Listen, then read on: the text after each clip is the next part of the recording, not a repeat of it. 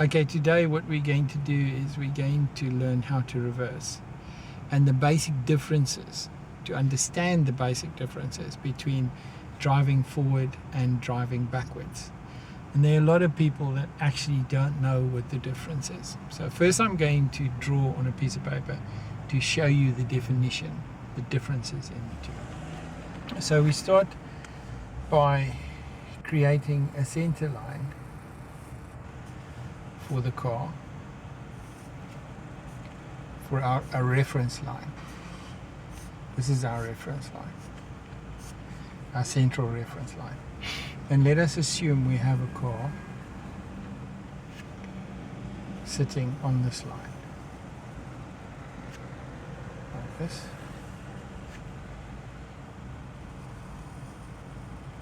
It's a car sitting on the reference line. And in the car we have a driver who is holding a steering wheel, and he's got these little mirrors on the side of the car, and he's sitting in the car. Now what happens is, the first thing we need to examine is when we go forward, what happens? Okay, so when we drive forward and we turn our steering wheel, that our front wheels face to the right, which means you've turned the steering wheel in that direction. You've turned the steering wheel right. Your back wheels won't turn, they always remain in the same plane with the car. What will happen is these wheels will track to the right hand side and pull the back wheels also to the right. So when this car has moved a short distance, say up to there, the back wheels will have moved off this reference line slightly to the right, but the front wheels will have moved a large degree off the reference line to the right. So when we move in a forward direction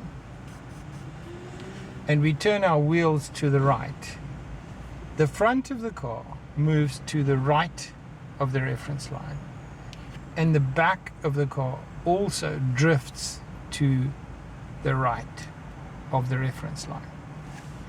However, if we take the same situation and we redraw the car again, and this time we are going to examine what happens when we reverse the car. So this time, again, we've got our little man sitting here. He's holding onto his steering wheel. And we are now going to go backwards.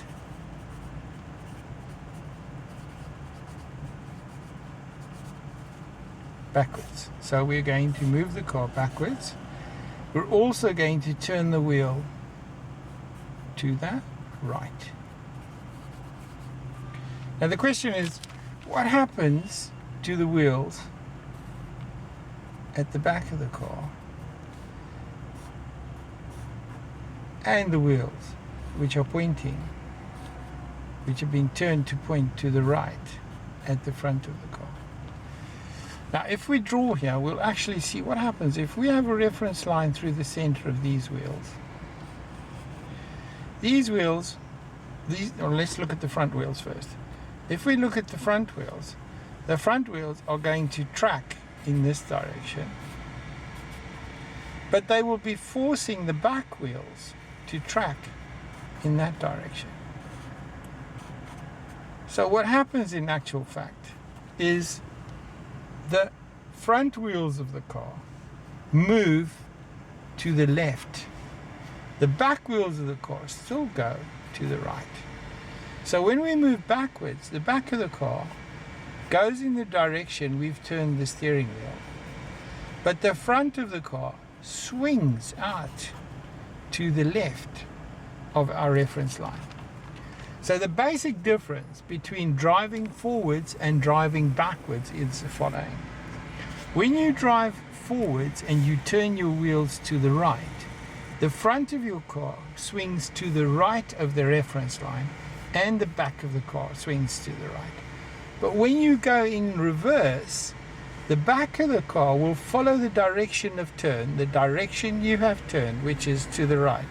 But the front of the car has to swing to the left because the car is acting like a wheelbarrow and the car needs to turn to this side to be able to push those wheels to the right. And obviously the Contra is true when you turn your wheel to the left.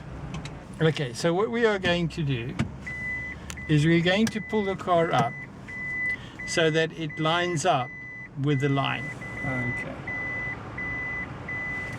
So what we are doing is we're lining up the mirror. We're going to line up the car with the line. So we're moving the car forward to line the car up so that it is perfectly on the line.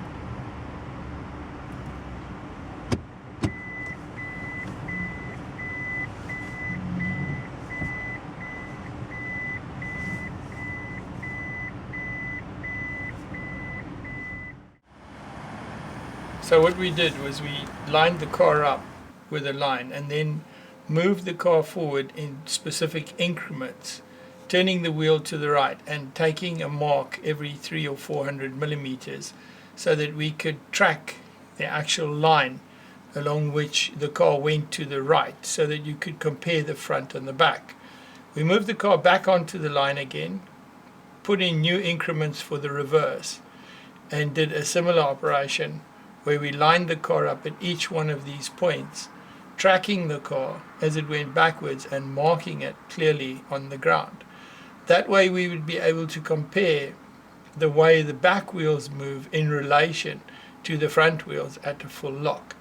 In the last part, we actually also tried to determine the apex of the left turn so that you could clearly see how far it swung to the left.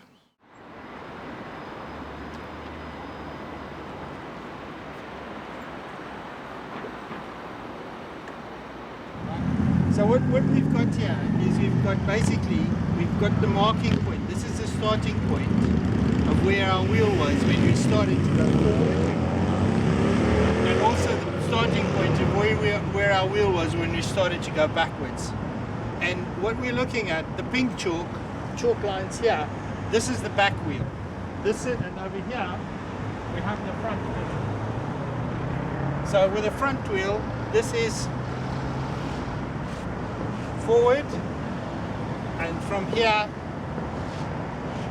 we're going backwards. And this is the starting point and the starting point for the front wheel.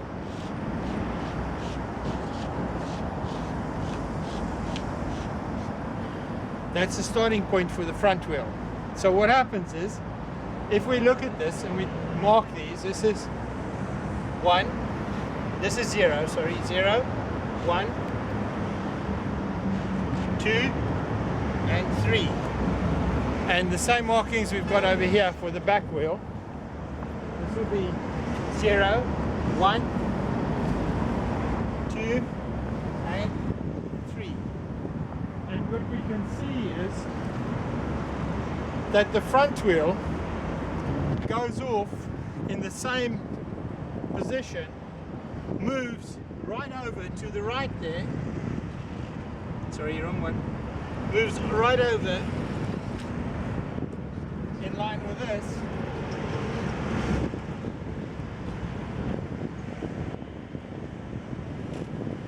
This distance from the line where we started,